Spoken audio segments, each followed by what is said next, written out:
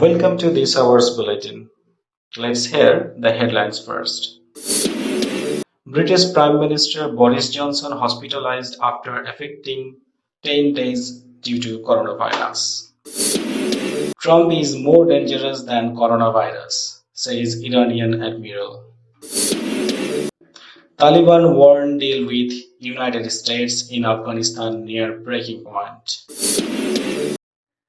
Trump deploys emergency beds. Global pandemic deaths surge. Tiger at Bronx Zoo test positive for COVID-19. And Ecuador City runs out of coffins. These were the headlines. Now let's jump into the details news. British Prime Minister Boris Johnson is in hospital for tests after showing presenting symptoms of coronavirus 10 days after testing positive for the virus. His officials said it was a precautionary step, not an emergency admission. Johnson continues to lead the government, Housing Minister Robert Jenrick said on Monday. After the British leader spent the night in hospital for tests, having been admitted a day earlier. He will stay in hospital as long as he needs to do that. But I have heard that he is doing well, and I am very much looking forward to him being back in number 10 as soon as possible, Jenrick told to BBC. This isn't an emergency admission, and so I certainly expect that he will be back at number 10 shortly, he added, although he gave no time frame. Obviously, today he is in hospital having the test, but he will continue to be kept informed as to what's happening and to be in charge of the government. On March 27, Johnson became the first leader of a major power to announce that he had tested positive. He went into isolation at a flat in Downing Street and said on Friday that he was staying there as he still had a high temperature. Johnson has continued to chair daily meetings to the UK's response to the outbreak and has released several video messages during his 10 days in isolation.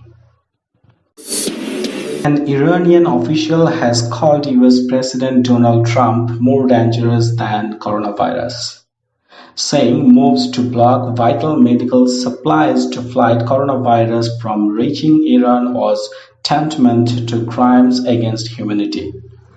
Rear Admiral Ali Shamkhani, Security Secretary of Iran's Supreme National Security Council, accused that the American government of opposing efforts by the International Monetary Fund to assist Iran during the pandemic. The sanction on health items is an illegal and inhuman act and a symbol of Trump's open hospitality to the Iranian people. The US opposition to granting facilities to Iran by the International Monetary Fund to meet the required medical items to fight against the coronavirus is a real example of crimes against humanity. Trump is more dangerous than coronavirus, he added. More than 3,600 people have died due to coronavirus in Iran, while the number of confirmed cases in the country reached nearly 60,000 according to Johns Hopkins University. US military in Afghanistan rejects Taliban claims, saying it had unhelped the military terms of the agreement. The Taliban has said the deal with the United States aimed at bringing peace to Afghanistan was nearing a breaking point, accusing Washington of violations that included drone attacks on civilians while also chastising the Afghan government for delaying the release of 5,000 Taliban pioneers promised in the agreement.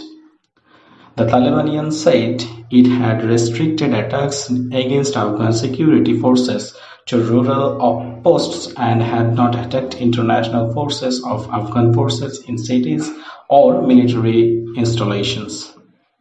The group warned of more violence if the US and the Afghan government continue alleged violations of the deal, adding that continued violations would create an atmosphere of mistrust that will not only damage the arguments, but also force Mujibuddin to a similar response and will increase the level of fighting.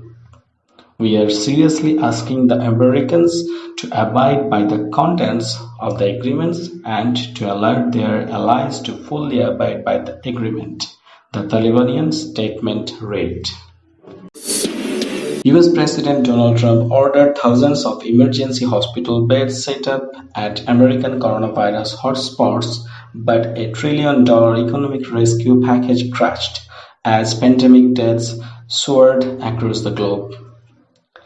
A deadly poison riot in Colombia triggered by concerns over the virus highlighted the deepening sense of panic around the world as under-pressure government containment efforts have failed.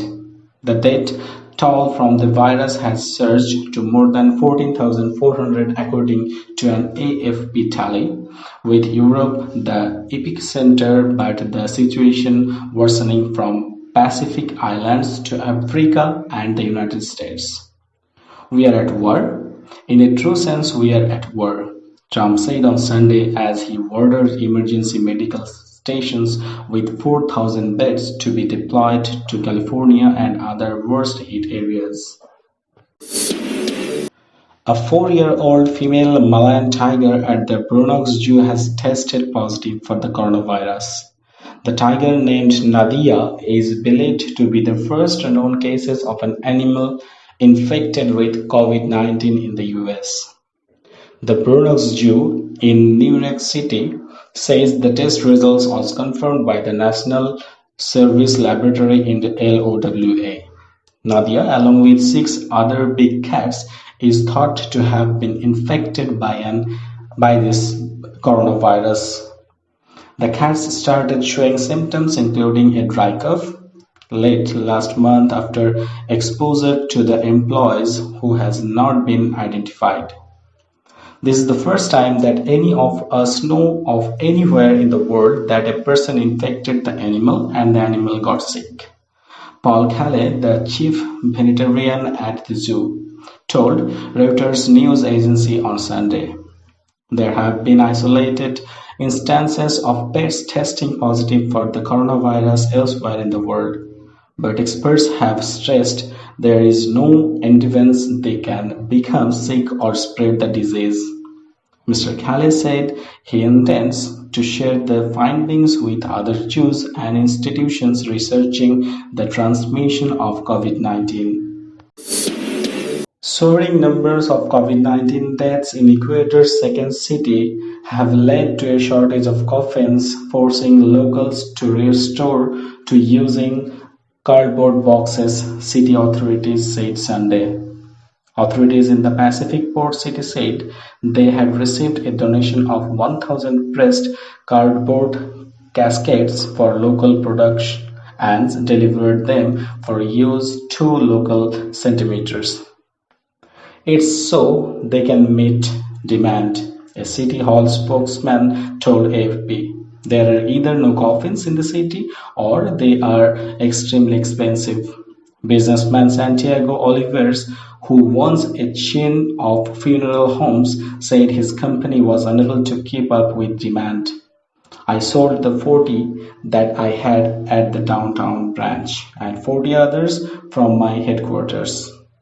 I had to order 10 more at the weekend and they were run out, Oliveros told AFP.